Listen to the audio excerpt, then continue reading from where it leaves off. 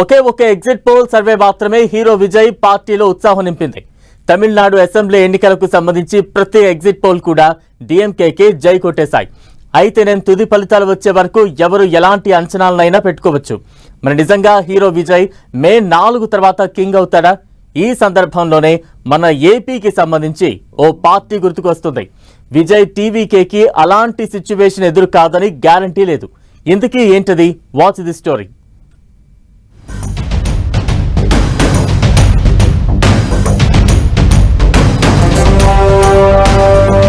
Hero Vijay కే edge ఉందంటున్న Axis My India.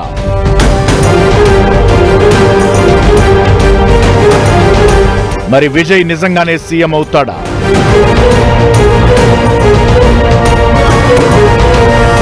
లేక హంగులో కింగ్ మేకర్ అవుతాడా?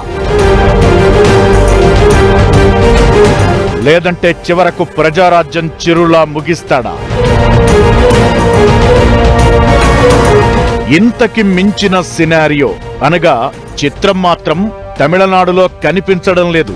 తమిళనాడు అసెంబ్లీ ఎన్నికల్లో తమిళిగ వెట్రి కజగంకి మెజారిటీ సీట్లు వస్తాయంటూ ఎగ్జిట్ పోల్ ఒకటి బయట పెట్టగానే ఇక్కడ భారీగా హడావుడి నెలకొంది. బయటకొచ్చిన ఎగ్జిట్ పోల్స్ లో ఎక్కువ సర్వేలు టీఎంకేనే పీఠం నిలబెట్టుకోవచ్చని చెబుతున్నా ఈ ఒక్క యాక్సిస్ మై ఇండియా మాత్రమే ఇలా హీరో విజయ్ కి ఎక్కువ శాతం పోలింగ్ వచ్చినట్లు ప్రకటించింది. 37% ఓటింగ్ తో విజయ్ కి 98 నుంచి 120 వరకు అసెంబ్లీ సీట్లు దక్కుతాయని ఈ సంస్థ అంచనా వేసింది. ఇది జరిగితే ఇక ఎలాంటి శతభిషలు లేకుండా విజయ్ సీఎం అవుతాడు. అలా పార్టీ పెట్టిన 2 ఏళ్లలోనే తన లక్ష్యం నెరవేరినట్లవుతుంది. ఓ చరిత్ర తిరగరాసినట్లు కూడా అవుతుంది.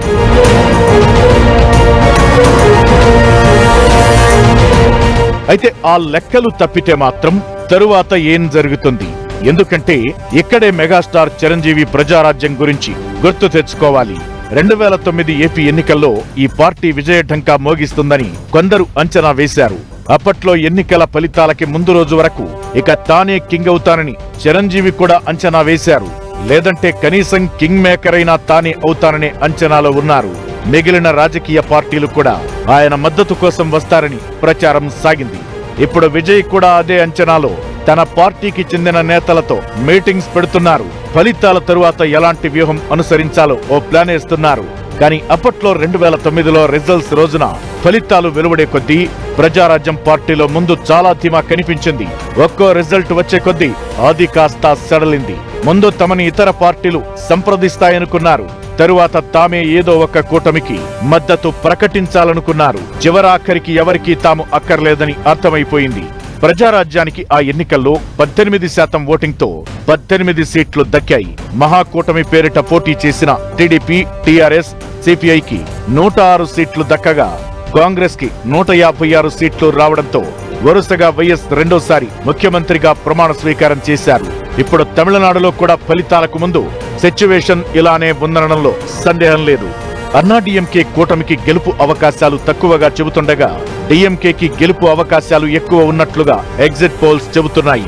అయితే అప్పట్లో ప్రజారాజ్యానికి గెలుపు ఛాన్స్ ఉందని చెప్పినట్లే ఇప్పుడు విజయ్ టీవీకేకి కూడా ప్రభంజనం కనిపిస్తోందని యాక్సిస్ మై ఇండియా చెబుతోంది. ఇక అసలు ఫలితం మే 4న వస్తుంది. ఫలితం ఎలా ఉన్నా టీవీకే ముందు చెబుతున్న 3 సీన్లలోనే ఇముడుతుంది. అయితే కింగ్ లేదంటే కంగు తినేలా పరిస్థితి ఉంటుంది తప్ప మరో సిచ్యువేషన్ తలెత్తదనేది చరిత్ర చెబుతోన్న సత్యం.